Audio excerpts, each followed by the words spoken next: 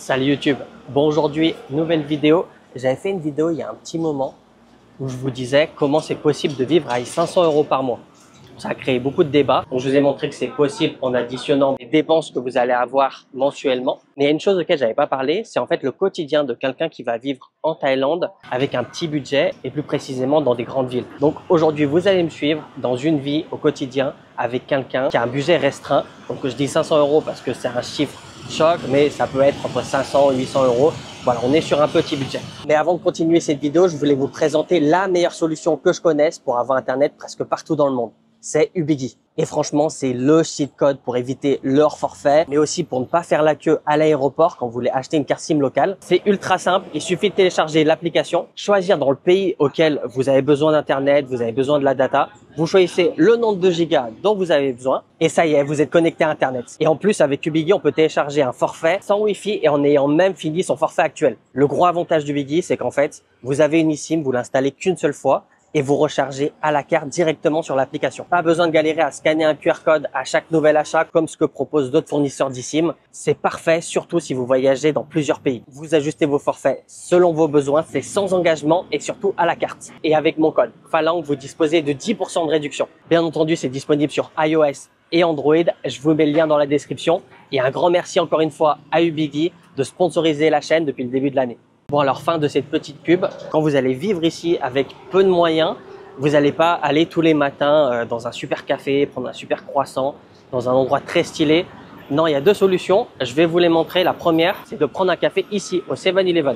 Alors dans les 7, il faut faire attention parce qu'en fait, il y a deux fournisseurs de café. Il y a All Café, qui est la vraie marque 7-Eleven, et un autre fournisseur qui s'appelle Kudisan, qui font aussi un café, mais c'est un peu plus cher. C'est un peu une bakery qui propose plein de trucs. Là, on est dans un All 7, ça tombe bien. On va prendre.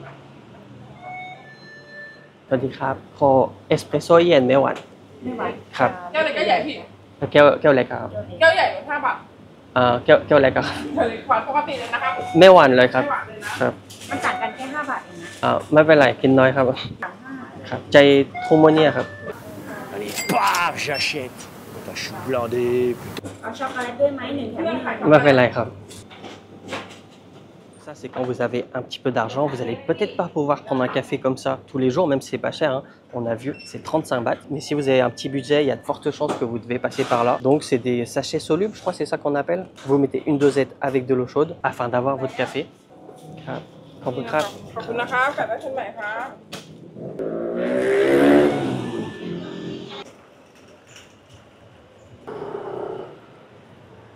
Bon, le café, il est extrêmement bon et il est pas cher, c'est 35 bahts. Le premier désavantage, c'est que vous êtes loin de la ville. Ça veut dire à chaque fois que vous voulez aller en ville, ça va vous prendre peut-être 20 minutes, 30 minutes, 40 minutes. Ça dépend quel endroit vous voulez aller en ville, mais aussi à quel point vous êtes excentré du centre-ville. Vous allez également vivre dans des petits appartements comme ça. Oubliez les tours de condominium avec une salle de sport, une piscine à débordement.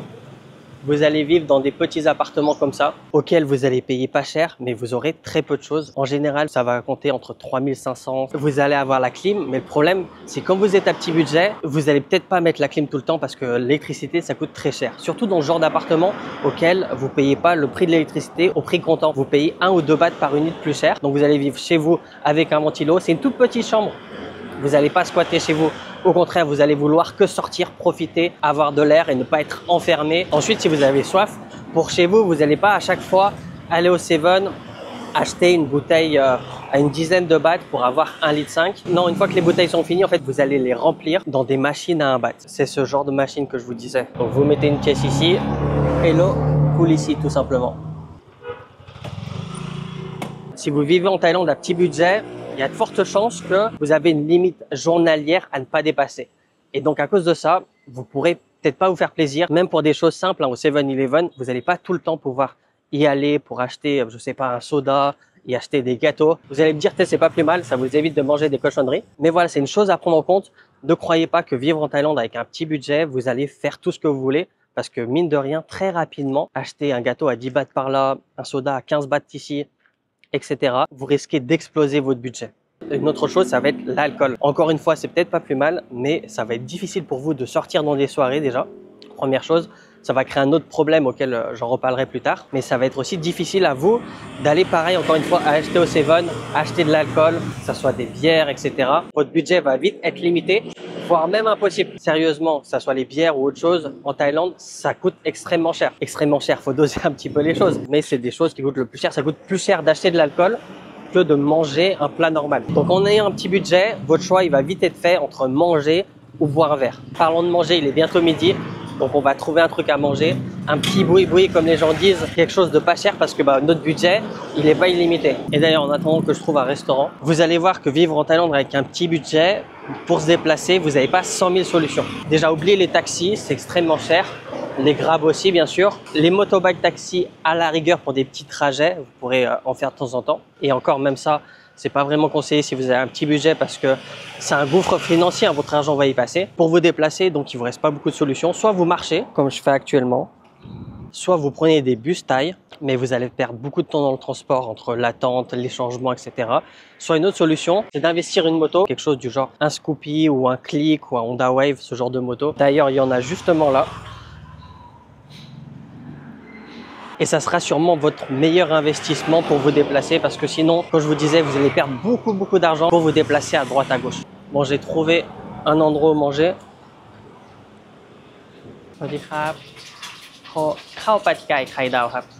Bon, on va chercher de l'eau.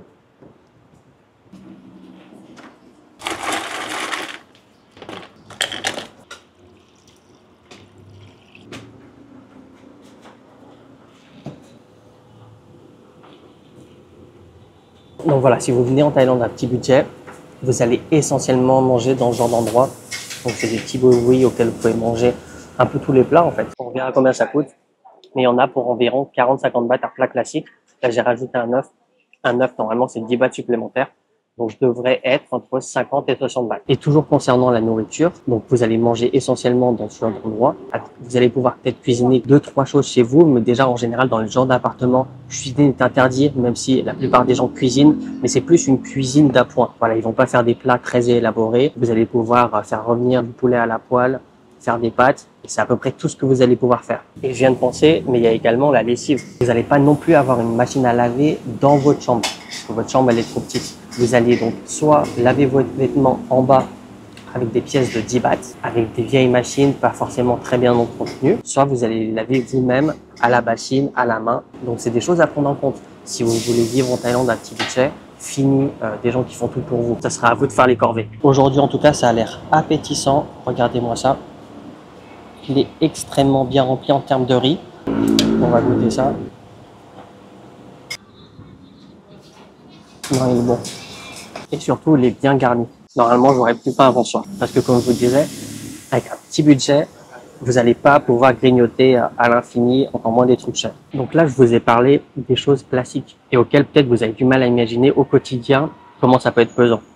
Mais là, je vais vous parler des choses qui sont les plus contraignantes de vivre avec un petit budget. La première chose, c'est la solitude.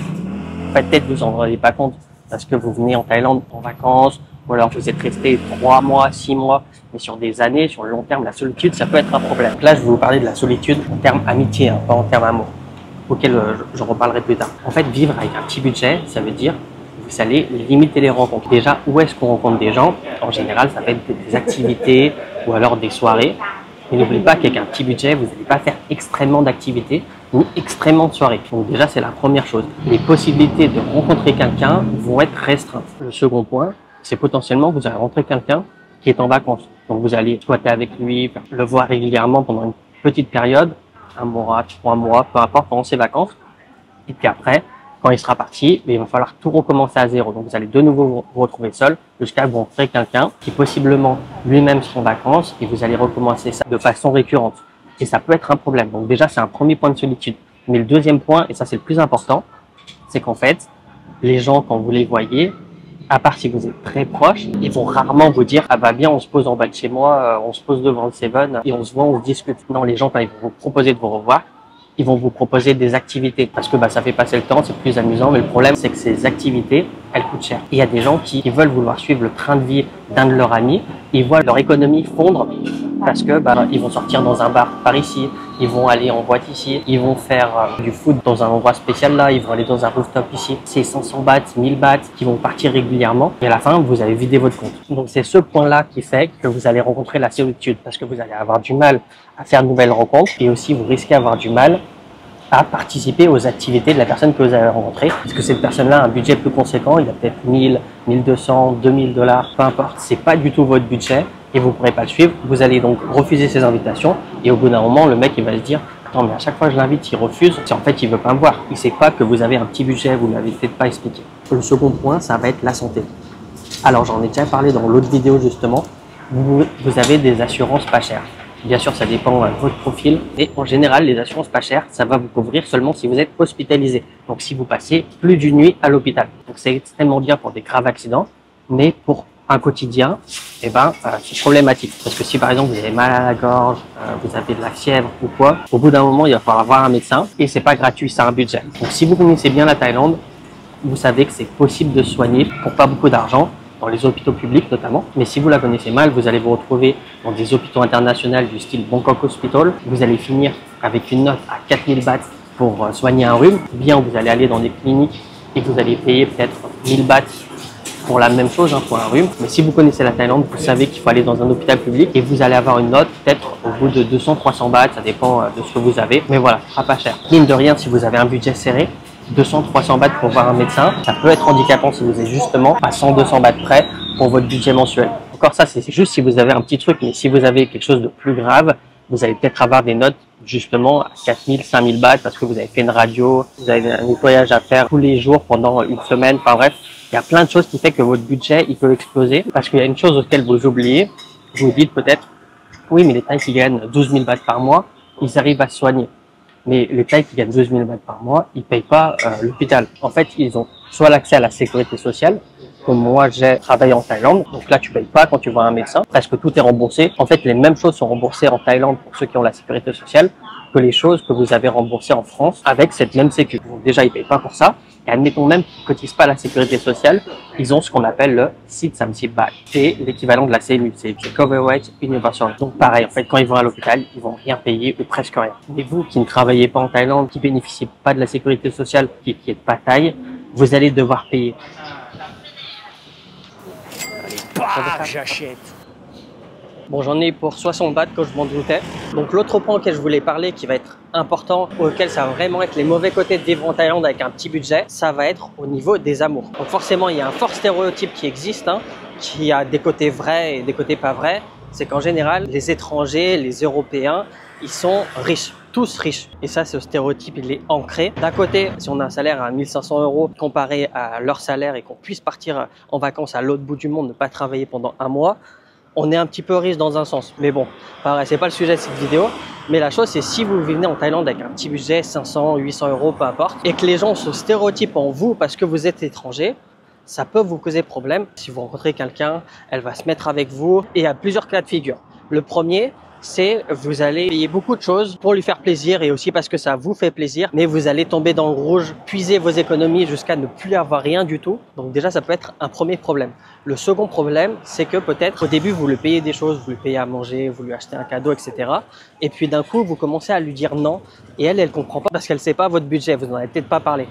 Elle va se dire, c'est bizarre, il veut pas me payer ci, il veut pas me payer ça, est-ce qu'il a quelqu'un d'autre, est-ce qu'il m'aime plus? Elle va pas comprendre la chose et ça va poser un problème à votre relation. Donc c'est la deuxième chose.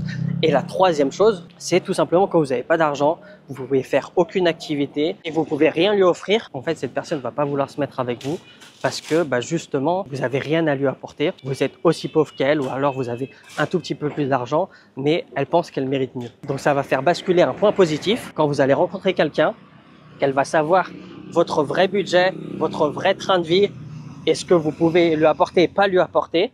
Si elle décide malgré tout de rester avec vous, malgré toutes ces contraintes, le fait de vivre avec peu d'argent, le fait de ne pas pouvoir faire d'activité, etc., il y a de fortes chances que cette personne soit sincère. Donc vous allez avoir une relation sereine avec quelqu'un de sincère. Et ça, je pense, c'est la chose la plus difficile à trouver en Thaïlande ce qu'on appelle entre guillemets l'amour, quelqu'un à qui on a confiance, qui est avec nous pour notre personne et pas pour ce qu'on peut lui apporter. Parce que peut-être nous, les étrangers, on est tous des handsome men, mais pour créer une vraie relation qui dure dans le temps et malgré les hauts et les bas financiers, et ben ça, je pense, c'est la chose la plus difficile à trouver en Thaïlande. Et une chose extrêmement importante que vous allez rencontrer tout au long de votre vie, quand vous serez à petit budget, ça va être la remise en question. Des fois, pendant la nuit, où vous allez vous réveiller, vous allez vous demander, est-ce que je fais bien d'être ici? Est-ce que c'est vraiment l'endroit où je veux rester? Est-ce que c'est la vie que je veux mener? Avoir, je sais pas, peut-être 600, 700 euros à dépenser par mois, marcher toute la journée, être sur une vieille moto, manger de la street food tous les jours, ne pas pouvoir faire d'activité. Donc cette remise en question, vous allez forcément l'avoir. Tout le monde a eu à un moment donné, après des années de Thaïlande, une remise en question. Est-ce qu'on se sent vraiment chez soi ici? Et ceux qui sont restés après cette remise en question, c'est les personnes qui ont compris qu'ici, en fait, c'est chez eux. Et si je fais cette vidéo aujourd'hui, souvent on entend le mythe de vivre en Thaïlande avec un petit budget. Alors oui, c'est possible, mais je voulais aussi vous montrer les points négatifs. Parce que c'est vrai qu'on n'en parle pas assez. Ça paraît évident pour les gens qui vivent en Thaïlande avec un petit budget. Mais peut-être il y a des rêveurs qui s'imaginent des choses. Je voulais essayer de vous projeter. Et la deuxième raison pourquoi je fais cette vidéo, c'est parce qu'il y a énormément de gens qui ont commencé en Thaïlande avec un petit budget. Et au fur et à mesure, avec les années, les échecs et les réussites, avec le temps, ils ont un meilleur budget, un meilleur mode de vie. Et surtout, ils ne le regrettent pas. En fait, je suis tombé sur un article, il y a quelques temps de ça, sur une personne qui racontait justement tous les points négatifs de vivre en Thaïlande avec un petit budget. Et en lisant l'article, je me suis dit, mais tous ces points sont vrais. Il parlait de vivre avec, je crois que c'était 800 $ par mois. Et à la fin de l'article, il a écrit comme quoi il ne regrettait pas du tout son choix. Donc j'ai mis cet article de côté. Et quelques temps plus tard, donc quelques jours avant que j'allais tourner cette vidéo, je tombe comme par hasard sur une vidéo d'un Américain qui a fait une vidéo similaire. Il raconte qu'il vit en Thaïlande avec un petit budget, plus précisément à Pattaya. Et pareil, il raconte tous les points négatifs. Et à la fin, il dit qu'il ne regrette pas. Et moi aussi, je fais partie de ces gens-là qui vivaient en Thaïlande avec un très petit budget. Et aujourd'hui, je le regrette toujours pas. Parce que comme je vous disais, d'ailleurs, c'est le cas de l'article que je vous parlais. En fait, aujourd'hui, il gagne mieux sa vie. Et donc, il ne regrette pas d'avoir vécu ces moments-là. Et c'est exactement la même chose pour moi. Pendant très longtemps, je vivais avec un petit budget. Mais je me suis jamais rendu compte. Pour moi, la vie, c'était ça. Et je vivais ma meilleure vie. Et avec le temps, des expériences, des échecs, des réussites, j'ai un vrai travail qui me permet de gagner un peu plus ma vie et je le regrette encore moins aujourd'hui de vivre en Thaïlande. Donc ces deux personnes-là, et même moi je le dis franchement, de vivre en Thaïlande même avec un petit budget, pour moi c'est une libération. Après je peux comprendre que pour certaines personnes, de vivre de cette façon-là, la façon dont je vous ai raconté, je vous ai amené aujourd'hui, vous pouvez pas le voir, c'est inconcevable. Mais dites-vous ça, c'est peut-être que vous, votre vie aujourd'hui en France, elle est mieux que ce que la Thaïlande vous propose avec 500 €. Et peut-être qu'il y a des gens qui peuvent vivre avec 500 € en Thaïlande et avoir une meilleure vie qu'actuelle en France. Mais ce sujet-là aussi m'a fait penser à une autre chose. C'est un très vieux reportage à la télé. Je sais pas si c'était M6, j'imagine. Peut-être c'était TF1. Donc un reportage sur la Thaïlande, bien sûr. Si vous suivez les reportages sur la Thaïlande depuis très longtemps, vous savez de quoi je parle. Ce reportage, il a peut-être 10 ans ou plus, je me souviens plus. Enfin bref, ils suivent des expatriés en Thaïlande et à un moment, ils suivent un retraité qui gagne très peu de retraite. Donc je sais pas à quelle hauteur est sa retraite, mais elle n'est pas suffisante pour avoir un visa retraite. Donc, il n'a pas 65 000 bahts. Il n'a pas également les 800 000 bahts de côté. Et donc, dans le reportage, il disait que pour rester légalement en Thaïlande, c'est un vieux reportage. Donc, avant, c'était possible. Ça ne l'est plus aujourd'hui. Il faisait des visa run à chaque fois. Et il vivait dans un petit appartement, comme je vous ai montré.